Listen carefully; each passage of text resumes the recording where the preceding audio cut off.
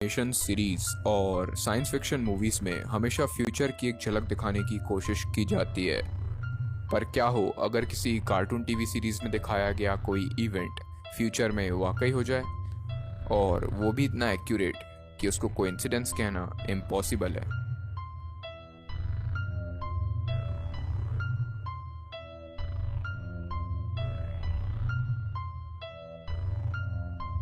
The Simpson's 17 दिसंबर 1989 में चालू हुआ एक ऐसा अमेरिकन कार्टून टीवी शो जिसके 30 सीजन्स कंप्लीट हो चुके हैं और 32वें सीजन तक की प्लानिंग हो चुकी है। पर हम यहाँ पर सिम्पसन्स की विक्ट्री की हिस्ट्री बताने नहीं आए हैं।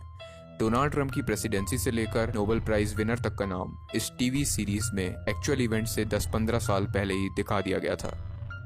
सिम्पसन्स की पूरी कंप्लीट कार्टून सीरीज में 25 से भी ज़्यादा ऐसी घटनाएं दिखाई गई हैं जो फ्यूचर की बिल्कुल सटीक झलक दिखाती हैं और जो फ्यूचर में सही भी हुई हैं। लेकिन इन सभी 25 घटनाओं में से मैं आपके पास लाया हूँ वो टॉप 5 घटनाएं जिनको सुनकर आप भी चौंक जाओगे, तो बने रहो उस वीडियो में। Number 5, Nobel prize. ये एपिसोड सीजन 22 का पहला एपिसोड है जिसमें सिम्पसन्स फैमिली के कुछ बच्चे इस बात पर शर्त लगा रहे होते हैं कि इकोनॉमिक्स का नोबेल प्राइज विनर कौन होगा। इस सीन के बीच में ही जो एक कैरेक्टर है वो अपने हाथ में एक ऐसा पर्चा पकड़ा हुआ है जिसके अंदर एक नाम लिखा है, बेंट होमस्ट्रोम। आपको ये जानकर हैरानी होगी कि ये जो एपिसोड था वो 2010 में दिखाया गया था और बेंट होमस्ट्रोम ने इकोनॉमिक्स में 2016 में नोबेल प्राइज जीता। तो ये कोई कोइंसिडेंस कैसे हो सकता है कि इतने कठिन नाम वाला कोई व्यक्ति उसी सब्जेक्ट में फ्यूचर में नोबेल प्राइज जीते। Number 4, US Ebola outbreak. आप सब लोग इस बात को तो जानते होंगे कि 2014 के आसपास दुनिया में एबोला वायरस बहुत चर्चित था। अब इस कार्टून सीरीज के एक एपिसोड के सीन को देखिए जहां पर कार्टून सीरीज का एक कैरेक्टर दूसरे कैरेक्टर को एक बुक पढ़ने को देता है और इस बुक का टाइटल है curious George and the Ebola virus. इस बुक के फ्रंट पेज पर एक बीमार लेडी भी हमें देखने को मिलती है। पर क्या आप इस बात पर विश्वास कर पाएंगे कि ये एपिसोड 2014 के बाद नहीं बल्कि पहले आया था? कितने पहले? 1997 में। तो दुनिया में एबोला वायरस का नाम फेमस होने के 17 साल पहले ही वो इस कार्टून सीरीज में कैसे दिखा दिया गया। Number 3, the God particle. Season 10 episode 2 1998। इस एपिसोड में ये दिखाया गया है कि सिम्पसन्स का मेन कैरेक्टर होमर एक इन्वेंटर बनना चाहता है और इसलिए वो लैब में जाकर साइंटिस्ट जैसी हरकतें करने लगता है। वो एक ब्लैक बोर्ड के सामने खड़े होकर कुछ मैथमेटिकल इक्वेशंस लिखता है। देखने वाले लोग इन मैथमेटिकल इक्वेशंस पर ज़्यादा ध्यान नहीं देते और शो को एंजॉय करते हैं। पर 14 साल बाद एक चौंकाने वाली चीज़ सामने आती है। सन 2012 में साइंटिस्ट गॉड पार्टिकल की डिस्कवरी करते हैं और सबसे ज़्यादा चौंकाने वाली बात यह है कि इस गॉड पार्टिकल का जब मास कैलकुलेट किया जाता है तो इसका मास अप्रॉक्सीमेटली उतना ही है जितना सिम्पसन्स की उस मैथमेटिकल इक्वेशन में लिखा हुआ था।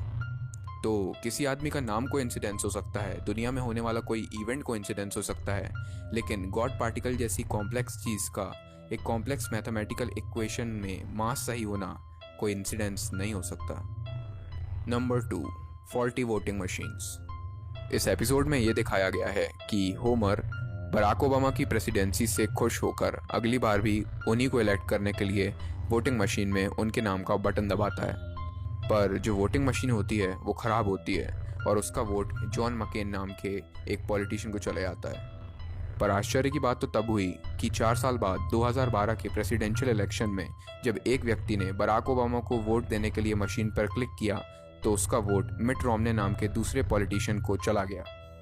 उस आदमी ने इस पर्टिकुलर इंसिडेंट का एक वीडियो भी बनाया और उसको यूट्यूब पर भी अपलोड कर दिया जिसके ऊपर 10 मिलियन व्यूज से भी ऊपर है। तो एक यूट्यूब वीडियो जैसे ठोस सबूत के साथ क्या आप कह सकते हैं कि ये दोनों इंसिडेंट्स कोइंसिडेंस हैं? और अब आता है वो वीडियो जिसका आपको शुरुआत से इंतज़ार था। Number 1, Donald Trump's presidency. Season 11 episode 17 year 2000। इस एपिसोड में ये दिखाया गया है कि अमेरिका का प्रेसिडेंट एक सरकी आदमी बन गया है और उसका नाम भी ट्रंप है।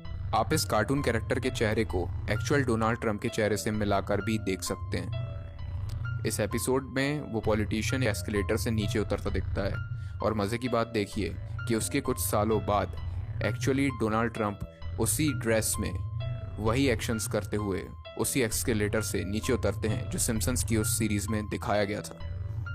अब आप ही मुझे बताइए, क्या आप अपने देश के अगले प्रेसिडेंट का नाम बता सकते हैं या उसका चेहरा बता सकते हैं? जब आप अपने देश के अगले प्रेसिडेंट का नाम ही नहीं बता सकते तो बताइए किसी कार्टून सीरीज़ में 16 साल बाद के प्रेसिडेंट का नाम और काफ़ी मिलता जुलता चेहरा कैसे दिखा दिया गया। सिम्पसन्स कार्टून बहुत ही मजाकिया मूड का कार्टून है, लेकिन इसके कई एपिसोड्स में ऐसे हिंट्स भी दिए गए हैं जो दुनिया के हिस्टोरिक मोमेंट्स को बयां करते हैं। जैसे इस फोटो में आप देख सकते हैं कि इसमें लिखा हुआ है न्यूयॉर्क $9 और उसके पीछे ट्विन टावर भी बने हुए हैं जो कि 9 के साथ देखने पर 9/11 की तरह दिखते हैं। पर ये एक कोइंसिडेंस भी हो सकता है, इसलिए इसे मैंने अपनी लिस्ट में ऐड नहीं किया।